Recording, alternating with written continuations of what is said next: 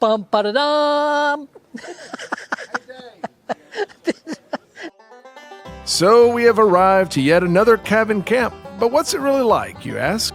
Well, let's follow around our buddy Greg, who's a camper, and you can find out for yourself what it's like to come to a Banjo Bend cabin camp.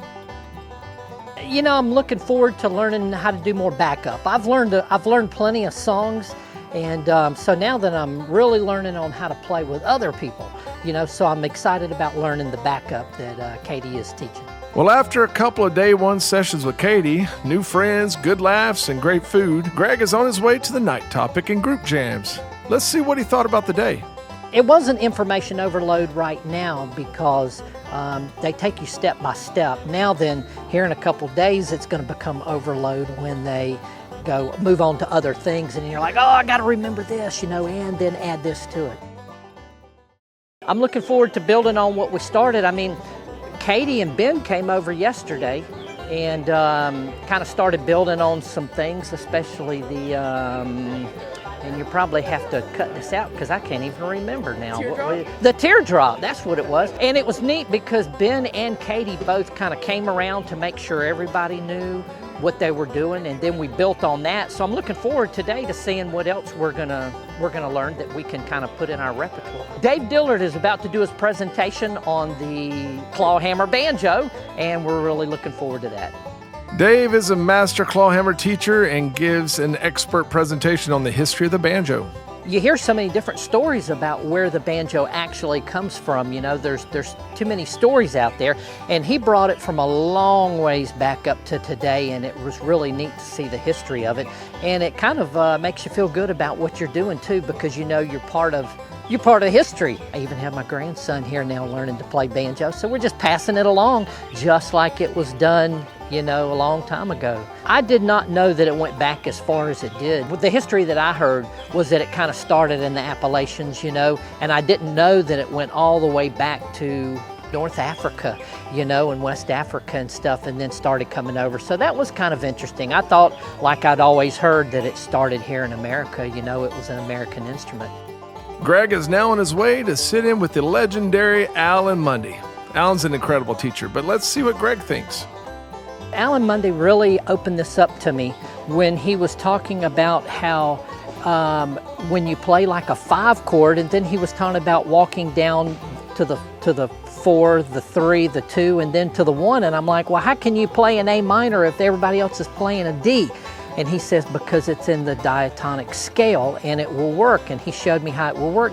That opened up a whole new world to moving through the scale for me. And there was a lot of stuff that they're going over, and you don't really quite know where it's gonna work until you really learn it, and then you move on to something else and be able to plug it in. And then you're like, wow, that works. And then it opens up a whole new world to play in. Well, now it's time for some cornhole and, yep, food. I know, we don't skimp out on any of the fixins. And next, let's move on to my Nashville number presentation. Just got finished watching Ben go through the Nashville number system.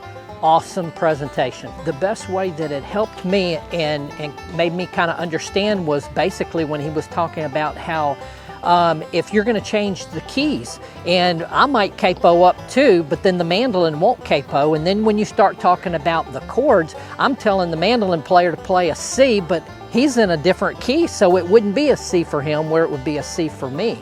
So that really kind of opened it up why we need the number system. So after a killer afternoon, Greg went on to finish out the day with the group jams, and he even got a special visit from my buddy Russ Carson, who plays with Ricky Skaggs and Kentucky Thunder. You know, it's not often that a picker like Greg gets to sit down for a Q&A with a pro player like Russ. What a day. All right, here we are, day 3 at this beautiful cabin camp. And yesterday, we got a surprise visit from Russ Carson. In my opinion, one of the greatest banjo pickers in the country. And what makes Russ so great is his character. He's so approachable. He's so likable. He's so humble. And it was just great having him here showing us a lot of different things and picking for us, and that was great. Now then, it looks like I just got to cabin camp, and it looks like we have a surprise visit from Mr. Gruhn from Gruhn's Guitars. And we are really looking forward to hearing what he's got to tell us about the history of the banjos, picking up from where we left off with Dave Dillard yesterday. So that's great. This is going to be a great day. My friend George Gruhn has a premier presentation, and it's quite an honor to have him and my buddy Joe Spann come out here to cabin camp and give us some great entertainment and knowledge on pre-war flathead Gibson banjos. If you don't know their names, well, a quick Google search will catch you up to speed. We had Mr. Gruhn and we had Joe Spann from Gruhn's Guitars show us these banjos, these old pre-war banjos, and even way before then, and show us how they were made, show us the tone rings, how they were put together, the history of them. And it was so interesting to see how our banjos came about being made. And my banjo is a 1932 pre-war Gibson, and the flange is bending up, which is a characteristic of the metal in those days. And before I really knew what I had, I was gonna straighten the flange out. They were like, no, you can't do that. You gotta leave it like it is, because that's one of the characteristics of a pre-war. My general store feller and setup pro, Justin Bond, gives a great rundown on how to set up your banjo. There's so much value in this course, and I think Greg will find that out soon. I need another clap. And Take go. 146. Hey, we just got finished learning about how to set our instruments up from Justin. Some of what we learned is how to set up the relief on the neck and the measurements that we need to know about how high the strings need to be. What was really interesting is how to set the intonation on the bridge, where it needs to be, the tailpiece, how high it needs to be, and the placement. And just a lot of really super neat things that we just didn't know. He actually even showed us how to put railroad spikes in the neck, and that was just really cool. Something that I would have never tried on my own banjo, but now I think that that's something I think I can do. So it's been a great day today so far. But we've got a band competition tonight, and you're the competition. Oh boy. You will start in 5 minutes. And at 6 o'clock is supper, and that's a hard deadline. No more practicing after 6 o'clock.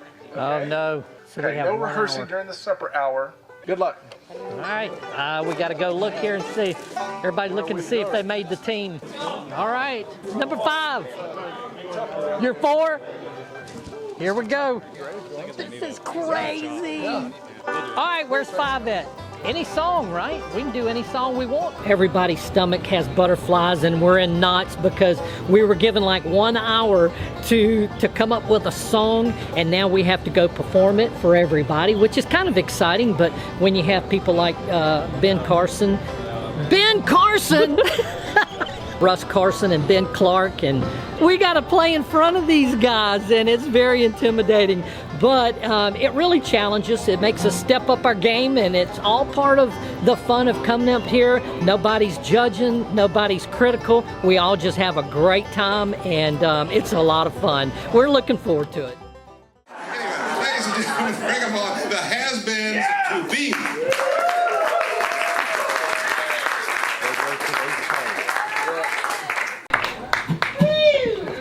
Ben's has-beens would just be fine.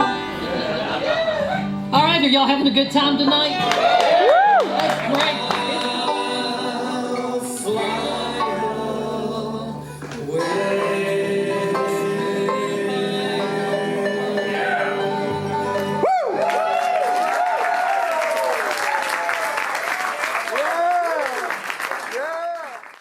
Well, yet another cabin camp is in the books. I hope that you enjoyed the ride, watching it through Greg's eyes. Of course, the real question is, will you see it with your own? I hope so. I hope that you'll join me at my next cabin camp, either here in Nashville or at one of my other locations.